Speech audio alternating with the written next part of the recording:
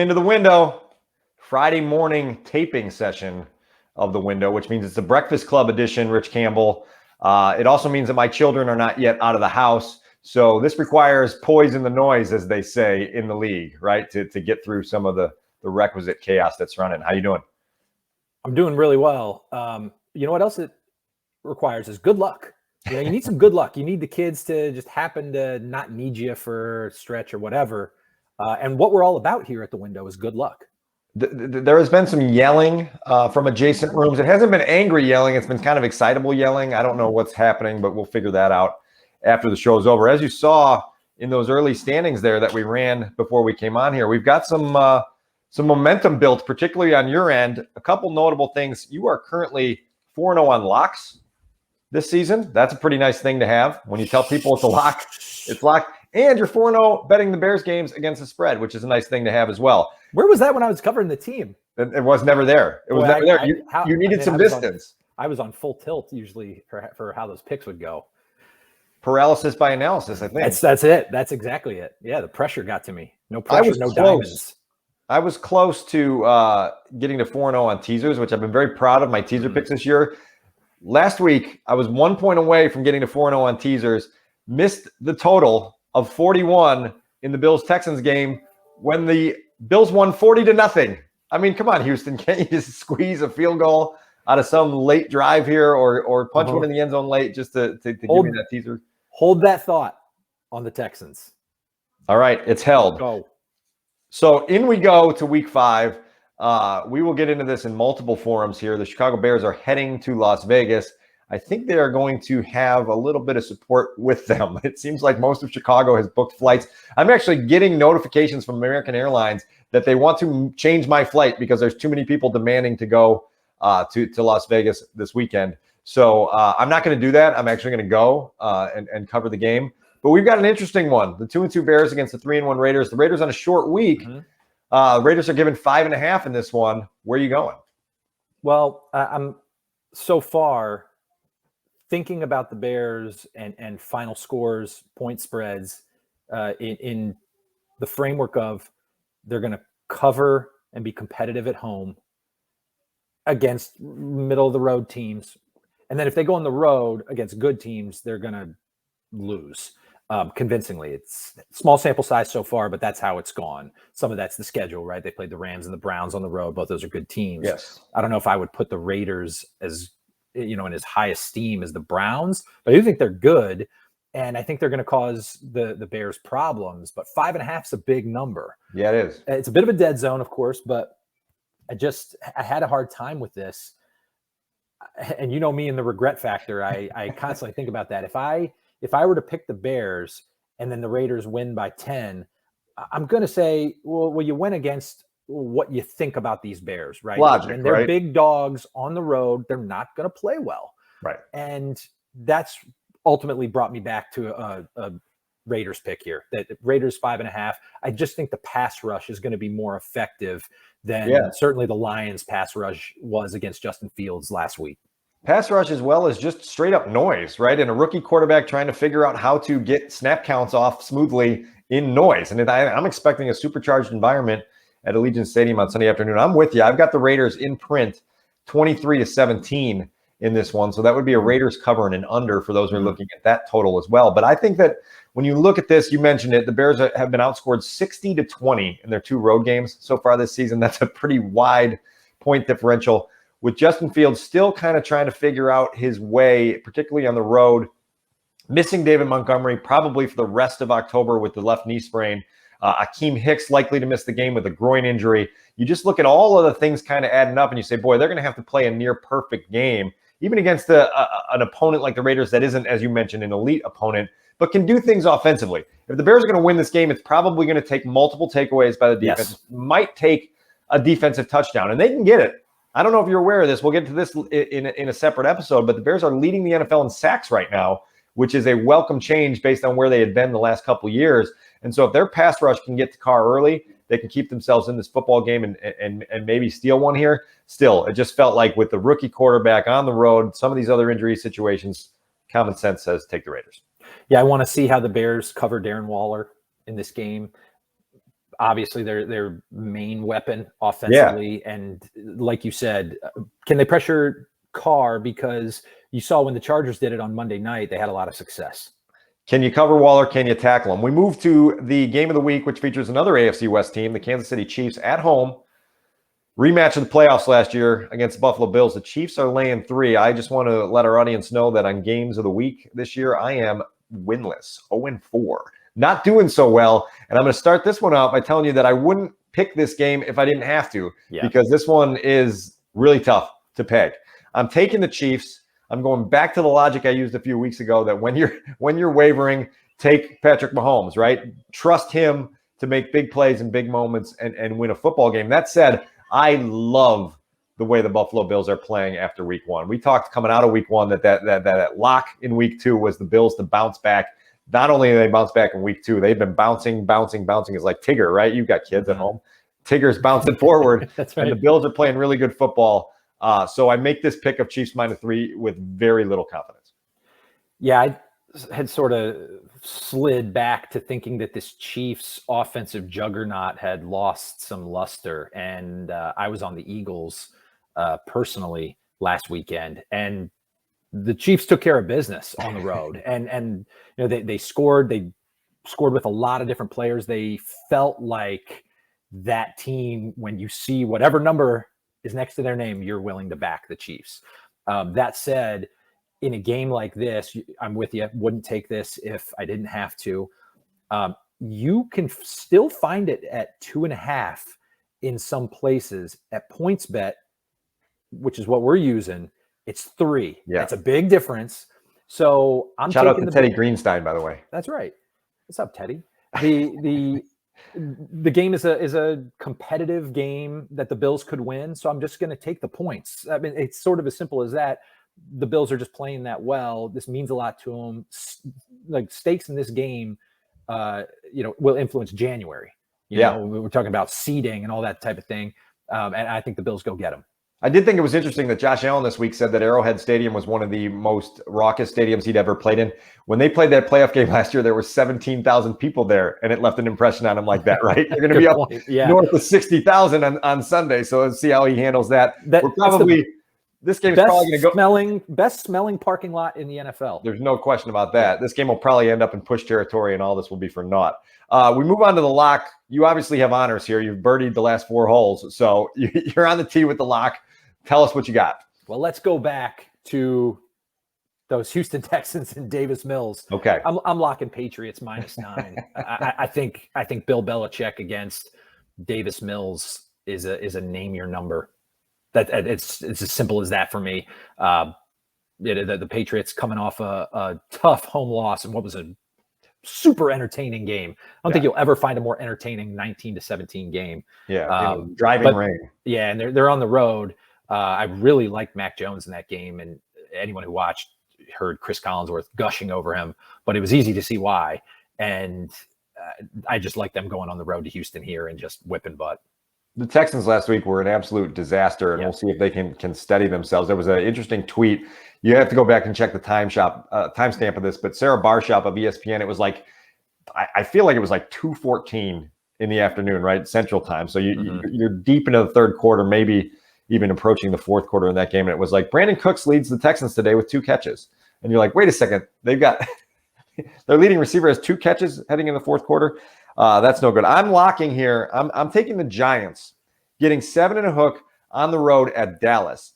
I think the Giants are playing better football than a lot of people are giving them credit for. Saquon Barkley started to look like the Saquon Barkley of old last week and helping you with 2 bets of yours. The Giants obviously won in overtime against the New Orleans Saints, giving you your upset. We'll get to that in a minute. But you get that hook, right, in a division rivalry game that's going to be in that Fox block where you're going to have a lot of attention on it. Just feels like this is going to be a ball game to the end. The Cowboys are playing really well. Offensively, they look like they've hit their stride.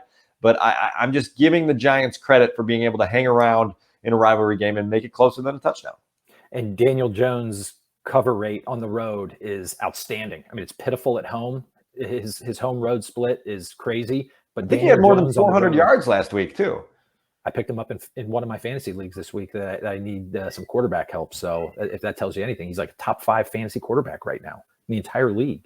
So I'm with you. I like this pick a lot. All right. I'm moving on to the upset category, and this one was tough for me this week. Sometimes it's tough because there's not a lot to choose from. This week, I felt like I was being pulled by several of these games. Okay. One I'm not picking. I felt like there weren't a lot of good teasers to choose from this week, but I agree with you. There were some options here. Here are the ones I'm not picking from. I was tempted to take the 49ers on the road against the Cardinals, but the Jimmy Garoppolo, Trey Lance situation leaves you a little bit iffy on whether to pull that trigger in a road game. Still wouldn't surprise you if San Francisco won. Right. No question. You know, the Cardinals coming off a big win. You know, you see that little letdown, that dip there. They're the only undefeated team left in the NFL. Nobody would have projected that in August, that the Cardinals in early October would be the last unbeaten team. I think they're like number 2 in Football Outsiders DVOA behind only the Bills. It's another reason I took the Bills, because I did look that up. Felt like the Bills are balanced, and the Cardinals have been too. I thought about taking the Giants at plus 250 on the road to Dallas, as we talked about. The other game that appealed to me was the Urban Meyer bounce back game. The Jaguars are hosting the Titans. It just feels like. Are you saying Urban Meyer is going to get up for that game? I don't know what I'm saying about Urban Meyer at this point. What I'm saying is that it's one of these games where you look at the line and you're like, first of all, it's a 4.5-point line. The Jaguars seem to be an absolute mess right now. Mm-hmm. The Titans, you still think, are a quality football team. And it's one of those that, like, it looks so logical that the Titans would go in there and blow their doors off that you say, that can't happen, right? The Jaguars are probably going to win this game like 24-23, and everyone's going to be like, wow, what a resilient effort. But I didn't go there. So the Titans are on alert too after going to the Jets and losing. So it's not like they'll be asleep. The longest roundabout path to an upset announcement ever. I'm taking the Eagles plus 140 on the road against a banged up Panther squad. Still don't know if Christian McCaffrey is going to be back. Friend of the show, Joe Person, indicates no, that they will probably slow play the announcement of him not playing, and then he won't play. Their defense is banged up. Obviously, they went out and tried to address that this week by picking up Stephon Gilmore, surprise free agent in early October. But I'm taking the Eagles in a bounce-back game at Carolina to pull off the win. Okay, I like that. I am feeling a little greedy on my end after hitting Giants plus 260 last week. Built a little bit of a points lead here in our competition, and so get greedy. I'm going to get greedy. But here's where I feel like I'm going to fall into a trap. I have been more pro Colts than the team has deserved. I think highly of them, just the way their roster constructed, but they haven't played well enough to deserve that. I think they're going to get better as the season progresses. They'll get a little bit healthier, particularly Carson Wentz as he gets away from the 2 sprained ankles. He missed a bunch of training camps, so there's a growth curve there. I've got them plus 250 at Baltimore on Monday night. If you thought about this before the season, you'd say this is a toss-up game. Last year, the Colts won 10 games, and they changed quarterbacks, obviously, but they still have a very, very good defense. I think they'll be able to run the ball on the Ravens. The Ravens are scoring a lot, so it'll be really interesting to see how the Colts defense holds up. They haven't been as good as I thought they would be, but I still think they can keep this close. I still think that game is competitive on Monday night, and I think there's value at plus 250 on Indianapolis. So give me the Colts on the road Monday night. Hometown pick in a Monday night. Yeah, and then if this goes way wrong, I'm off. Like that's it, right? You better be alert. Then I'm off the bandwagon for the last 12 weeks. All right, teaser alert. Again, was close to perfect on teasers for the season. I'm giving you an absolute winner today. This is a red pen circle, orange highlighter, and then you underline some stuff. And so I'm starting with the Browns plus 8.5 against the Chargers. That's a lot of points to be getting for a quality football team. Like the Cleveland Browns. They're going to have to get a lot more out of Baker Mayfield than they've gotten, but I think that this team is competitive enough to stay within 8.5 of the Chargers. And I'm going to pair that up by bringing the total of the Packers-Bengals game down to 44. This is a vote of confidence in Aaron Rodgers and that group to continue their momentum that they've had since week 1. And so I think that game can easily get into the mid-50s, perhaps even into the 60s with those two offenses playing. So there it is. Browns plus 8.5, Packers, Bengals over 44. I'm hold that thought on Packers. We're going to get to just for fun in a minute. I like both of those. If you're looking for that Wong teaser, that 2.5 point dog, the Browns are kind of it this week. I mean, that's just about it.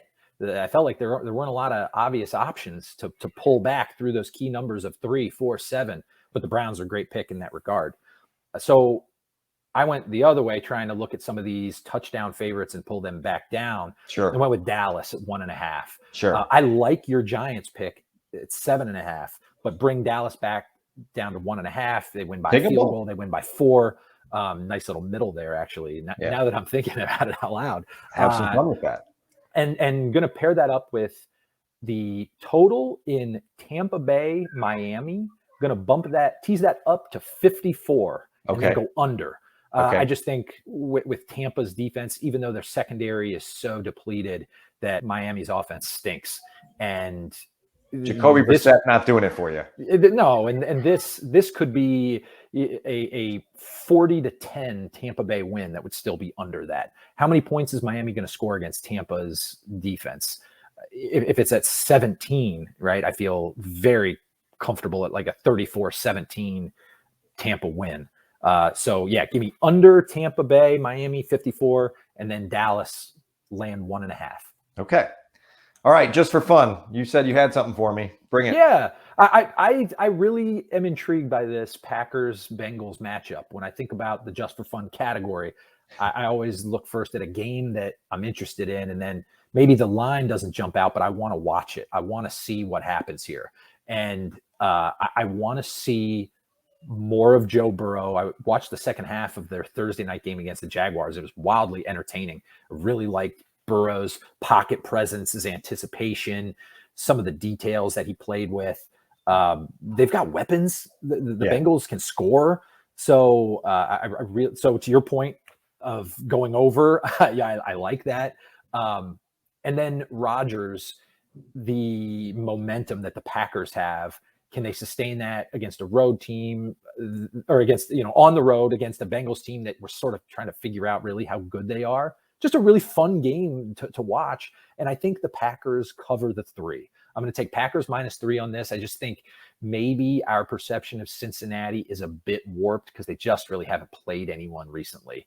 Obviously coming off the Jags win that they had to rally after halftime. They're not doing that against the Packers if they fall behind. So I'll take the Packers -3, but a really interesting game. That's an early block game on Sunday, correct? I believe so. Yep. Okay, so I may have to get over to Allegiant Stadium early in Las Vegas and dial in on that. I'm going with the. Why don't you go to one of the sports books and just cut it as close as you can? The pool over at the Palazzo. I've had some fun there before. Yeah. The Broncos and Steelers. I'm going over 39.5 in my just for fun category. An angry Vic Fangio after getting beat by the Ravens last week and being a little bit upset with the way the Ravens ran the ball at the end of the game rather than taking a knee. An angry Vic Fangio is never good to be around. So I'm expecting Vic to bounce back here. That's a low total for me. It's one of those games. Seen a lower one this year. Right. There's a couple of those this week. There's another one that's in that category. But man, you think both teams can get to 20, right? I mean, neither offense is that bad and neither defense is that good, right? That this should be like a 24-21 game and you feel okay about it. Yeah, I thought about it, and it was just with Teddy Bridgewater in the concussion protocol. It just made me stay away. That was the only reason. The total jumped off, and you see a 30 in an NFL total. You think, okay, what's going on here? And the Broncos, even with Drew Lock, should, if he had to play, should get over this. The Steelers are a disappointing team so far.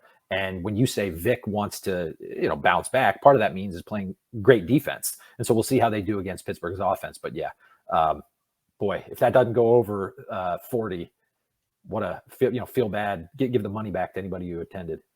All right, closing things up here on campus on Saturday. I'm going to start things off with an early morning kickoff. Well, it'll be noon for you, but early morning for those of us in Chicago and in the Central Time Zone. SEC fireworks. Arkansas at Ole Miss. I'm taking the total over 66. Touchdowns left and right. Lane Kiffin pouring it on. Arkansas trying to bounce back from a really rough loss against Georgia. Away we go. There we go. Arkansas, Ole Miss over 66. Wake up, get yourself a Bloody Mary, a donut, and watch touchdowns left and right. I feel like that's a really low total for an SEC game. Wow. Okay. I like that. Arkansas sort of fell flat big time last week in their chance to legitimize themselves. Didn't score. So maybe the depressed value there. I'm going with Maryland, Ohio State, the The total is 71, and I'm going under that. That's a huge total, right? That's a huge total, and Maryland lost their best player, Dante Demas, to a disgusting knee injury. I mean, when this happened against Iowa last Friday, so a week ago, it just conjured up the memories of Zach Miller in New Orleans. It was Maryland didn't describe or specify what the knee injury is, but very easy to see how it would have been a dislocated knee if that is the case. So Demas was leading the Big Ten in receiving. So a huge loss. He's going to be an NFL player. Huge loss for them. Talua Tagovailoa threw 5 interceptions against Iowa, which is probably the best secondary in the country right now. So maybe that's warping my perception a little bit. But 71 points. I mean, Ohio State can score 50 on Maryland. Yeah. Maryland would still have to score 3 touchdowns without their best receiver in Columbus. And 71 is one of those totals in a game like that. 2 things happen. Number one, all you need is really like a 7-minute drought, right, from both teams to really help you out. And then also, if Ohio State's up in the fourth quarter, there's going to be some clock running going on, right, and ball control. So and this game's not going to be close.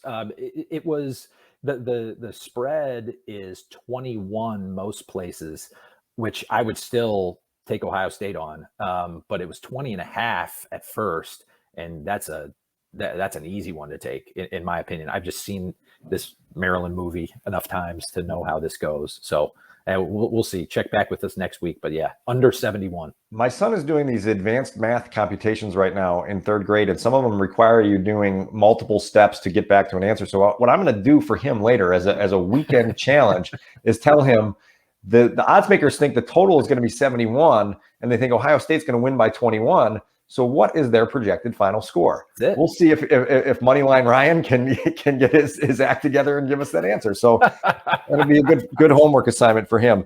Anyway, as you know, before you go to the window, come to the window. Rich has obviously been red hot. He's been giving you winners every week in the locks category. He's been picking the Bears game with flawless reception now that he's off the beat. Yeah. So ride that out this week and see if it takes you to the bottom of the ocean. And good luck to you in Las Vegas. And everybody who's watching, who's going out there, is going to spend some time at some tables or sports books. Good luck. Yeah, we're going to need it. Thank you.